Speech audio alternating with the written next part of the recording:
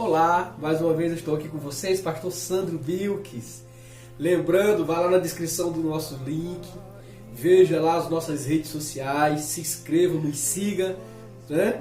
Deixe seu like, ok? Siga-nos lá, não fique de fora, compartilhe os vídeos, leve a palavra para dentro dos lares. Talvez você não consiga ir, mas quando você envia o vídeo de uma palavra para alguém que você sabe que vai ouvir, essa pessoa será salva, essa pessoa será alcançada pelo Espírito de Deus.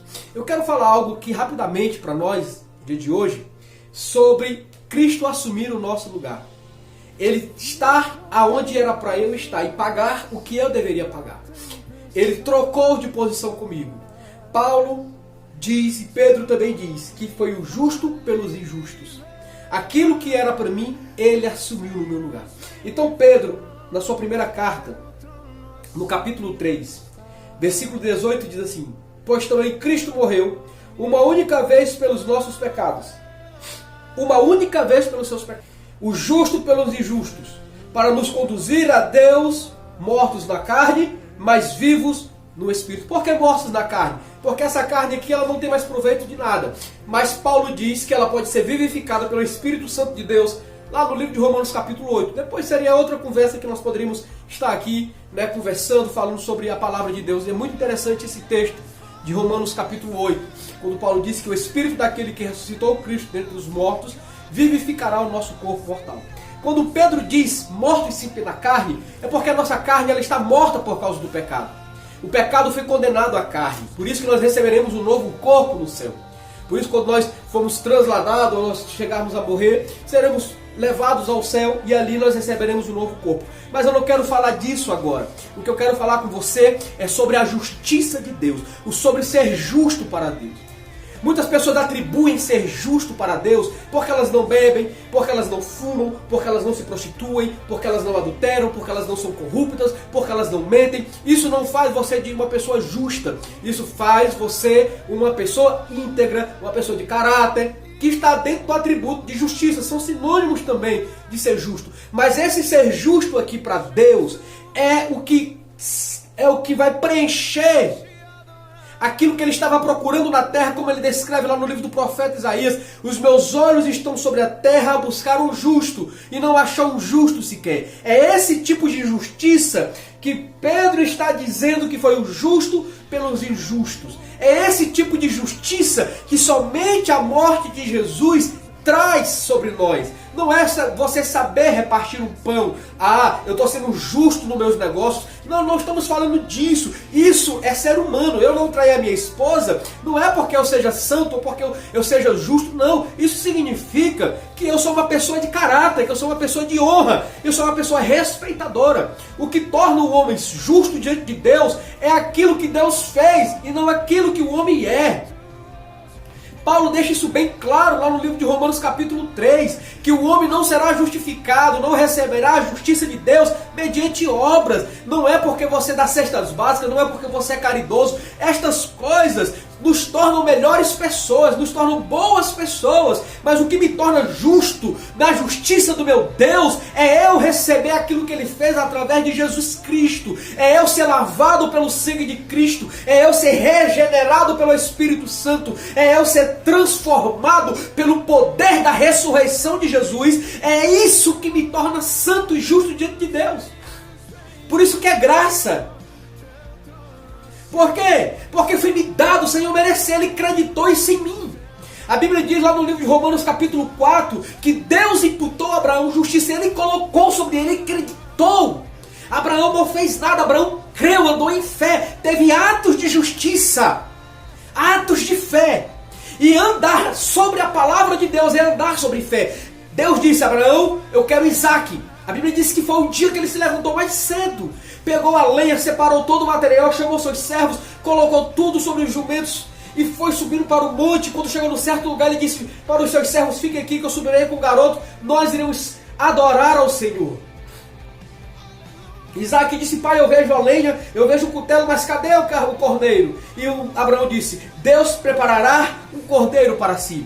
Ele teve atitudes de fé poderosas, e por causa disso Deus creditou sobre ele justiça. Ele se tornou justo, não foi porque ele fez. Ele se tornou justo porque ele deu crédito naquilo que Deus falou. Por isso, o justo viverá pela fé. Aleluias. Então Pedro diz que Cristo morreu pelos nossos pecados. Meu amado, sabe o que significa isso? Que ele pagou o preço que era seu, o preço que era meu. Naquela cruz era meu lugar, era o seu lugar, era o nosso lugar, não era o lugar do Senhor. E mesmo assim ele nos substituiu lá. A vida de Jesus tem dois períodos. Tem o período da identificação e tem o período da substituição. Quando ele se identifica, quando ele nasce, ele era Deus. No princípio era o verbo era Deus e o verbo estava com Deus. Aleluias. O verbo era Deus, o verbo se fez carne. Então quando ele se faz carne, ele se identifica com a humanidade, se fazendo um corpo de carne tocante ao pecado, como diz Pedro em sua carta. Quando ele se faz carne, ele se identifica comigo, com você. Ele tem fome, ele tem sede, ele chora. Ele sente frio. Ele tem que dormir. Ele estava tão cansado que estava dormindo ao ponto do mar sacudiu o barco para um lado e por outro. Com certeza a água estava pegando nele porque ele estava na proa do barco e ele não estava acordando. E os discípulos tiveram que sacudir ali para acordá-lo. E ele pegou, levantou-se e acalmou no mar. Por quê? Porque ele estava identificado comigo e com você. Ele estava mostrando a nossa vida que nós perdemos por causa do pecado. Por isso que Paulo diz no livro de 1 Coríntios que ele é o segundo Adão, lá no capítulo 15. Por quê? Porque ele estava mostrando para o homem, para o ser humano, a vida que Adão perdeu quando pecou. A vida de Jesus Cristo como homem, como filho do homem, é a minha e a sua vida, que ele conquistou de volta para nós e nós recebemos isso através do Espírito Santo. Por isso é ser justo para Deus. Por isso Paulo diz, aquele que é justo, então ande como ele andou. Da mesma forma João diz a mesma coisa. João diz a mesma coisa na sua carta, primeira carta de João. Então Pedro está dizendo, olha, ele morreu pelos nossos pecados, o justo pelos injustos, para nos conduzir a Deus, aleluia. Ele é o caminho, meu amado, ele é a porta que leva o homem aos céus. Não existe outro meio, não existe outro caminho. Jesus Cristo é a vida. Não existe vida separada dele. Não existe, aleluias. Você pode ter a vida natural, mas a vida eterna que nos levará para o céu, que nos faz não ter medo da morte. Eu vejo muito crente com medo da morte, com medo de morrer. Fala que quer ir para o céu, mas tem medo de passar pela morte. E quando muitas vezes um homem que prega sobre cura, que prega sobre a fé, morre de alguma enfermidade, ele pensa que a doença venceu ele. Ei, deixa eu dizer uma coisa para você, o câncer não vence o homem, essa pandemia, pessoas que morreram no Senhor, eles não foram vencidos por essa doença. Ah, mas Deus não as curou, meu amado, entenda, eles estão no céu, aleluia, eles estão diante do Senhor da vida eterna, eles não morreram. Deus não é Deus de mortos, disse Jesus lá no Evangelho de João, quando ele diz, eu sou o Deus de Abraão, de Isaac e de Jacó. Jesus diz, quando ele se declara desta forma, ele está dizendo que eles estão vivos, porque ele não é Deus de mortos. É a justiça dele foi acreditada em nós para a vida eterna. Essa justiça é o dom de Deus para a vida eterna. É aquilo que nos torna santos e eternos. Aleluia! Nós não precisamos da fonte da juventude, porque nós viveremos eternamente. Aqui é só uma passagem, este corpo está morrendo todos os dias, esse corpo está morrendo, está envelhecendo. Não tenha medo da morte. Não estou mandando aqui ninguém cometer suicídio, não fale e não saia dizendo que eu não falei. Eu estou dizendo que você é eterno, porque você está em Jesus.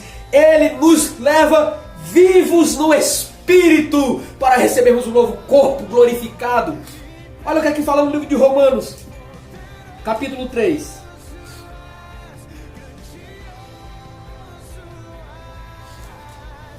Diz assim, versículo 21. Romanos capítulo 3, versículo 21. Mas agora sem lei se manifestou a justiça de Deus, aleluia, testemunhada pela lei e pelos profetas. Justiça de Deus mediante a fé. Não é por aquilo que você faz, é por aquilo que Ele fez. Receba isso, meu amado, receba isso, minha amada. Deixa Deus falar com você agora. Deixa Deus mexer no seu coração. Por isso que não existe ninguém melhor do que ninguém, porque nós somos bons, porque nós estamos nele, porque Ele é bom. Justiça de Deus mediante a fé em Jesus Cristo para todos. Para todos. E sobre todos os que creem, não há distinção. Pois todos pecaram e carecem da glória de Deus. Nós estamos pecados, carecemos disso. E Deus faz o quê? Sendo justificados.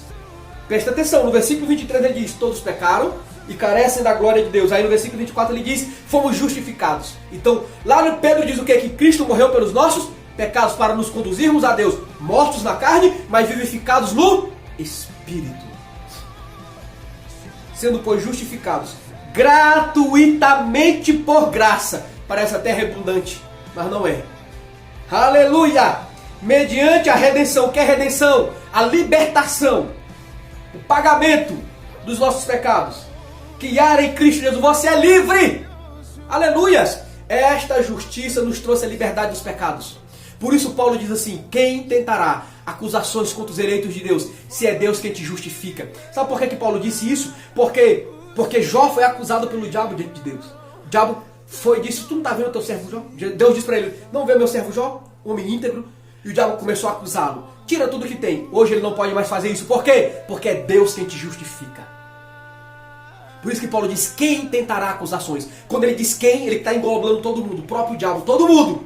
Ninguém mais pode lhe acusar de nada. Por quê? Porque é Deus quem te justifica. Justificados, pois, gratuitamente na graça, mediante a redenção que há em Cristo Jesus, mediante a libertação que há em Cristo Jesus. Você é livre, meu irmão. Você é livre. Aleluia! A quem Deus propôs no seu sangue como propiciação. Sabe por que você é santo? Sabe por que você é livre de Deus? Nós somos santos, vivendo em santificação todos os dias, trazendo a santificação de Deus através da oração, através da palavra, através do jejum. Por quê? Por causa do sangue de Cristo que nos lavou de todos os nossos pecados. Isso é verdade. Isso funciona. A justiça de Deus foi acreditada sobre você. Por isso você é justo. Por isso você pode andar em justiça, por isso você pode usar o nome de Jesus, por isso você se tornou filho de Deus. Mediante a fé, para manifestar a sua justiça por ter Deus, na sua tolerância, deixado impune os pecados anteriormente cometidos. O que é que ele está dizendo? Ele perdoou, ele pagou, ele se esqueceu dos nossos pecados. Ele não vai punir você pelo que você cometeu. Está pago. Os pecados antigos, quando você recebe Jesus, foram perdoados. Agora, se você voltar a cometer, aí sim, tudo que se planta, se colhe.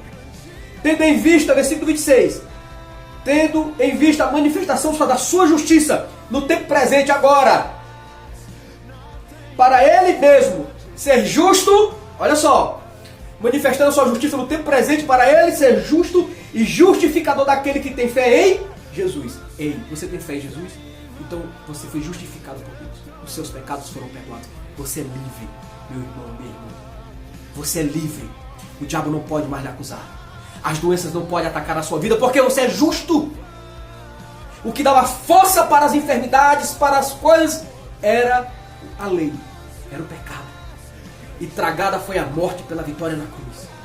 Você é mais do que vencedor em Cristo Jesus. A sua graça está sobre a sua vida. O sangue foi lavado e derramado para lavar você. Receba isso. Viva isso. Manifeste essa vida que está dentro de você, a vida de Deus, a justiça de Deus. Ande como verdadeiro filho de Deus. Você sabe o que é ser justificado por Deus?